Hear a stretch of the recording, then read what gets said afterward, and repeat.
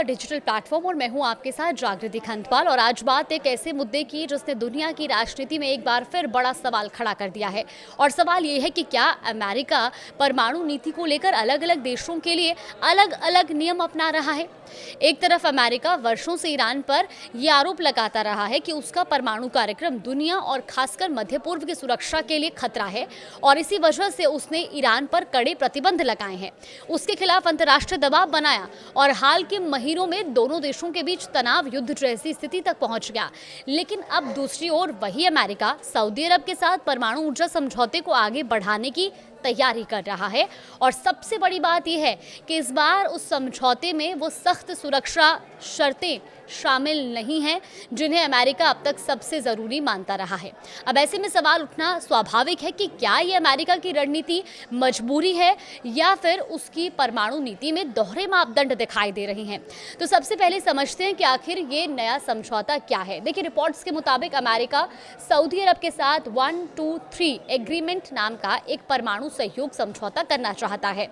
ये समझौता अमेरिका के एटॉमिक एनर्जी एक्ट 1954 की धारा 123 के तहत होता है और इसके जरिए अमेरिका किसी दूसरे देश को सिविल न्यूक्लियर यानी कि बिजली उत्पादन के लिए परमाणु तकनीक, ईंधन और तकनीकी सहायता दे सकता है। दुनिया के कई देशों के साथ अमेरिका ऐसे समझौते कर चुका है, लेकिन अब तक लगभग हर समझौते में एक बेहद अहम शर्त होती थी जिसे गोल्ड स्टैंडर्ड कहा जाता था। अब सवाल है कि गोल्ड स्टैंडर्ड आखिर है क्या। देखिए, आसान भाषा में समझें तो इसका मतलब है कि जिस देश के साथ अमेरिका परमाणु समझौता करेगा वो यूरेनियम संवर्धन यानी कि यूरेनियम को हथियार बनाने लायक स्तर तक समृद्ध करने और इस्तेमाल किए गए परमाणु ईंधन को रीप्रोसेसिंग जैसी गतिविधियों पर रोक स्वीकार करेगा। इसके अलावा उस देश को अंतर्राष्ट्रीय परमाणु ऊर्जा एजेंसी यानी कि IAEA की कड़ी निगरानी भी स्वीकार करनी होती है और यही शर्त अमेरिका सालों से ईरान के सामने भी रखता है। उसका कहना रहा है कि अगर किसी देश को यूरेनियम संवर्धन की खुली छूट मिल गई तो भविष्य में वही तकनीक परमाणु हथियार बनाने के काम भी आ सकती है। लेकिन इस बार मामला अलग है। रॉयटर्स की रिपोर्ट के अनुसार अमेरिका जो समझौता सऊदी अरब के साथ करने जा रहा है उसमें ये गोल्ड स्टैंडर्ड शामिल नहीं है, यानी कि सऊदी अरब पर यूरेनियम संवर्धन और परमाणु ईंधन की रीप्रोसेसिंग को लेकर पहले जैसी स्पष्ट रोक नहीं होगी।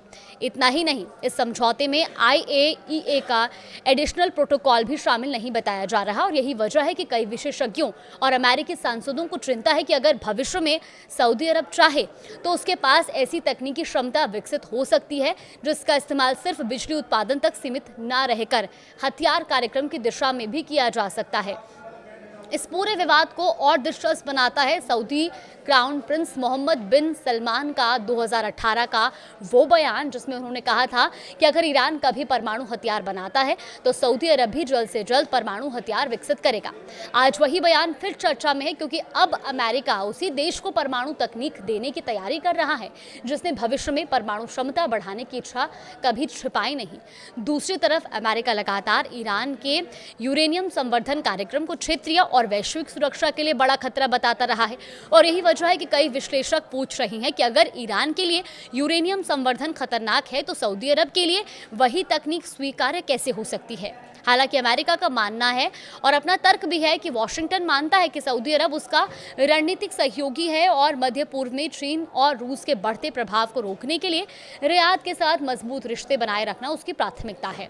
परमाणु ऊर्जा सहयोग की इसी रणनीतिक साझेदारी का हिस्सा माना जा रहा है, लेकिन आलोचकों का कहना है कि अगर सुरक्षा मानकों से समझौता किया गया तो इसे पूरे मध्य पूर्व में परमाणु हथियारों की नई होड़ शुरू हो सकती है। अगर सऊदी का कार्यक्रम आगे बढ़ता है तो ईरान भी अपने परमाणु कार्यक्रम को और तेज कर सकता है, जिससे पहले से तनावग्रस्त क्षेत्र और अधिक अस्थिर हो सकता है। अब इस समझौते पर अमेरिका के भीतर भी सवाल उठ रहे हैं। खबरों के मुताबिक इसे जल्दी अमेरिकी कांग्रेस में पेश किया जा सकता है, लेकिन कई डेमोक्रेट सांसदों के साथ साथ कुछ रिपब्लिकन नेता भी चाहते हैं कि सऊदी अरब के साथ किसी भी परमाणु समझौते में कड़े सुरक्षा प्रावधान अनिवार्य हों। दिलचस्प बात यह है कि मौजूदा अमेरिकी विदेश मंत्री मार्को रूबियो भी सीनेटर रहते हुए ऐसी सख्त शर्तों का समर्थन कर चुके हैं। तो कुल मिलाकर ये मामला सिर्फ परमाणु ऊर्जा का नहीं बल्कि वैश्विक राजनीति, रणनीतिक साझेदारी और सुरक्षा नीति का भी है। एक तरफ अमेरिका ईरान पर सख्ती बरतता है तो तभी दूसरी तरफ सऊदी अरब के साथ अपेक्षाकृत नरम शर्तों वाले समझौते करने की तैयारी कर रहा है। ऐसे में सबसे बड़ा सवाल यही है कि क्या अमेरिका की रणनीतिक जरूरत है या फिर परमाणु नीति पर दोहरे मापदंड का उदाहरण। आने वाले दिनों में अमेरिकी कांग्रेस इस समझौते पर क्या फैसला लेती है और इसका मध्य पूर्व की राजनीति पर क्या असर पड़ता है, इस पर पूरी दुनिया की नजरें रहेंगी। कुछ अपडेट आएगा तो आप तक जरूर साझा करेंगे।